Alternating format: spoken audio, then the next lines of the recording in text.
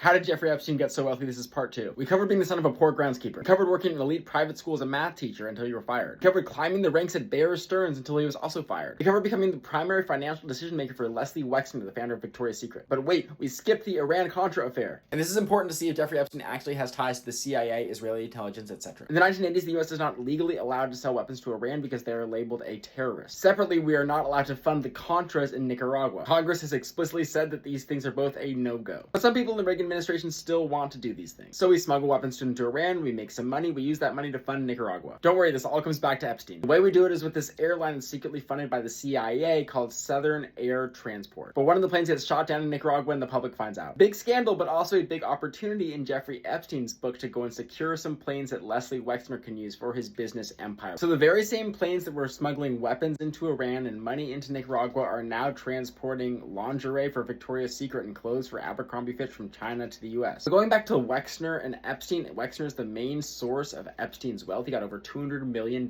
being his financial advisor and having full power of attorney over his estate. But just yesterday, Wexner was subpoenaed by the government because they want to investigate him further into his ties with Epstein now. He cut off all ties with Epstein in 2007. This is right before Epstein became a sex felon, a registered pedophile. But it's a bit weird that Wexner's New York townhouse worth $20 million was then given to Epstein for free, basically, in 2011. Or at least you might have read that. The truth is that it actually transferred from a partnership they both owned in 1998. Epstein basically has used it as his own property for a long time. There's a chance it was just sort of a formality and took years to finally go into this transfer that happened years after they broke up. It gets even weirder though with Leon Black, who becomes the new benefactor to Epstein after 2008, after he's a convicted pedophile. Uses him as his financial advisor, pays him almost $200 million as well. Both Wexner and Leon Black have ties to Israel. They support the Israeli state. But if it wasn't clear by now, Epstein definitely knew people in the CIA. He definitely knew people in Mossad, Israeli intelligence. His partner in crime, Ghislaine Maxwell's father, was one of the most infamous members of MI6, a former Holocaust survivor turned British intelligence agent. Let me know if you want a separate video about Robert Maxwell. That guy had a crazy life. Maxwell's death is even crazier. He apparently